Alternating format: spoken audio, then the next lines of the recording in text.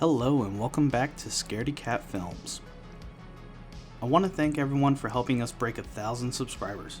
It seriously means a lot and I can't wait to see this channel grow more and have more people comment on the videos and have a sweet horror community. Today we're going to be breaking down Friday the 13th Part 6, Jason Lives. Like the title says, Jason lives, so he'll be back to do some more killing. A lot of people generally consider this to be one of the best Friday the 13th films, and it's also the last film in the Jarvis trilogy, which includes Fridays 4, 5, and 6. I myself think it's a pretty great film, and it's really fun.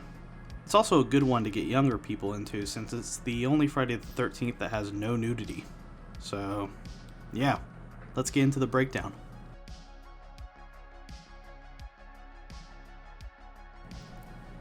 We start the film getting reintroduced to Tommy Jarvis, this time played by Tom Matthews, who's my favorite Tommy actor.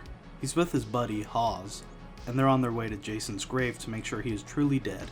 They get there and they dig up the body.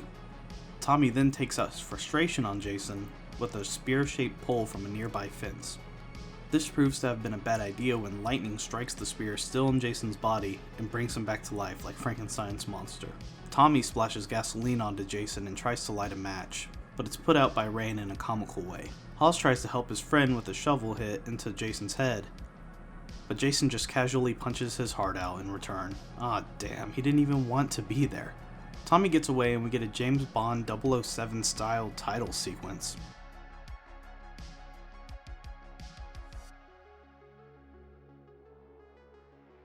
So it's gonna be that kind of movie. Tommy goes to a police station, but the sheriff, Mike Garris, recognizes him as the crazy kid who is always talking about Jason and doesn't believe anything he says. Tommy goes for a gun to go after Jason himself, and that results in him getting locked up.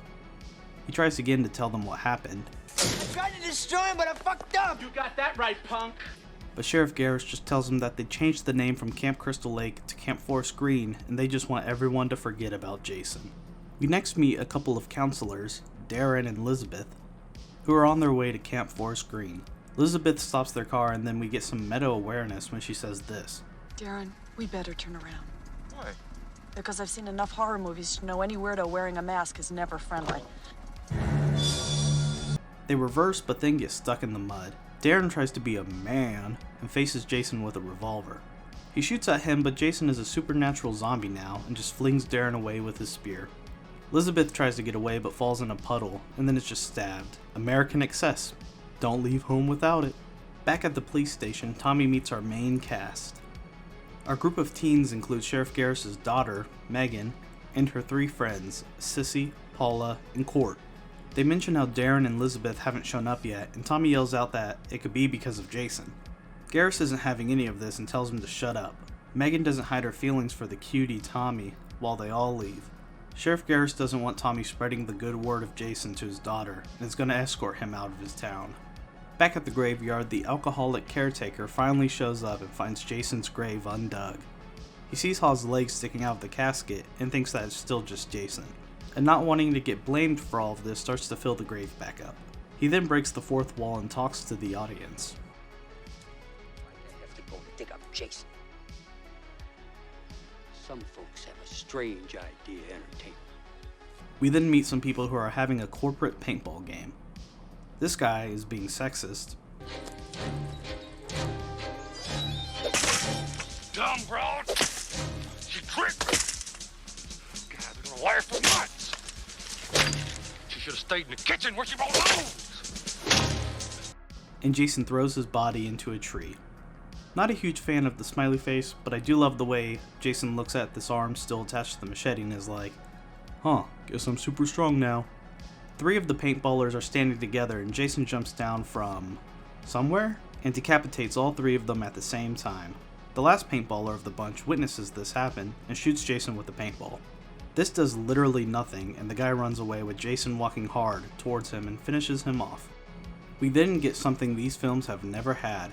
Children at a summer camp. Megan and the 2 other girl counselors take the young girls out and Court takes the boys out. You know, pretty much that's the basic story. Tells you where they go.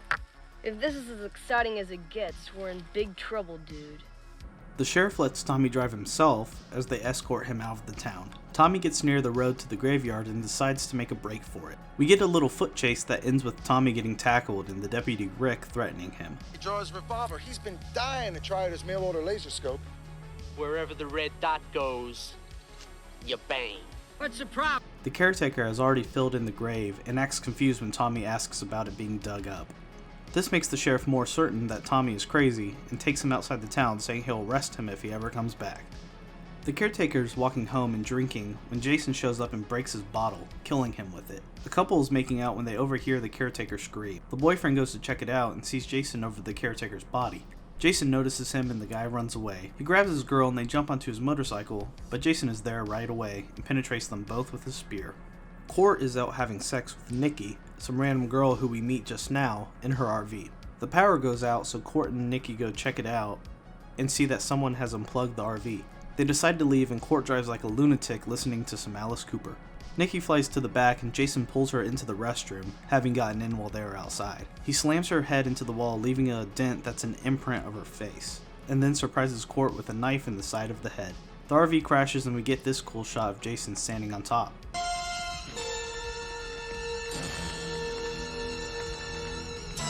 Badass.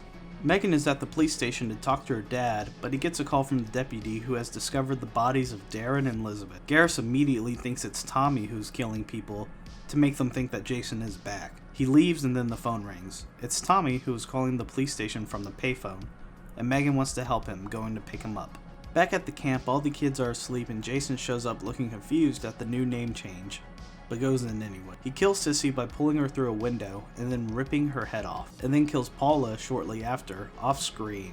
How lame. We at least get a blood splatter, and then her body getting thrown through a window right after, so I guess that makes it okay. A little girl in her cabin is awake and sees Jason standing at her bed. She prays to herself, which works, and Jason goes away. Jason doesn't kill kids. Just because he's a bad guy doesn't mean he's a bad guy. Megan finally meets up with Tommy and then gives him that ride. They get to a roadblock and a police chase starts. They get caught and realize Tommy can't be the killer since he was with Megan during the time of the murders. The sheriff doesn't care and still doesn't think that he's innocent and locks him up anyway. He goes to check out the camp regardless, leaving the deputy to watch Megan and Tommy, who's in a cell. Tommy and Megan fake argue and then start kissing.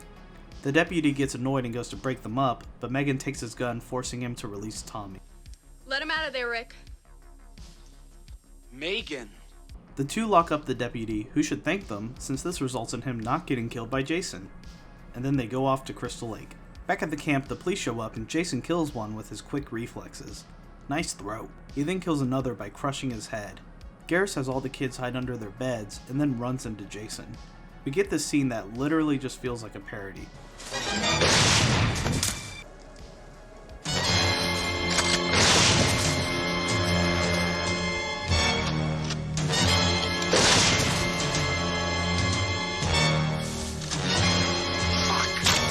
Tommy and Megan show up and Megan discovers her friend's dead. Jason hears her scream and leaves to find her, but the sheriff jumps on him to keep him away.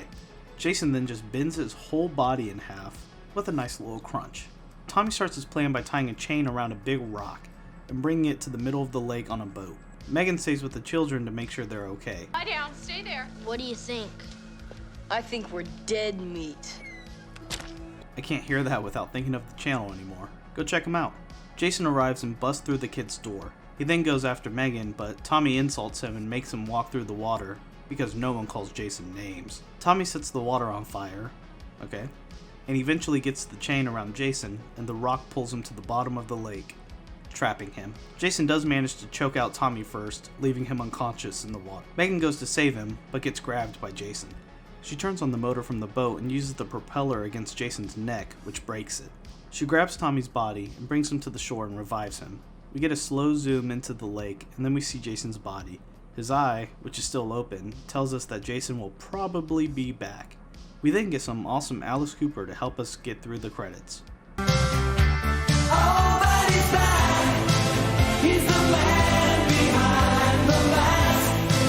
He's back! And that was Friday the 13th Part 6, Jason Lives. A fun film and one of the better Friday the 13th. On Friday we'll be looking at Friday the 13th Part 7, The New Blood. I hope you guys enjoyed this breakdown, and if you did, make sure to leave a like and share the video. If you want to see more breakdowns in the future, make sure to subscribe so you don't miss any. That's it. Have a good day.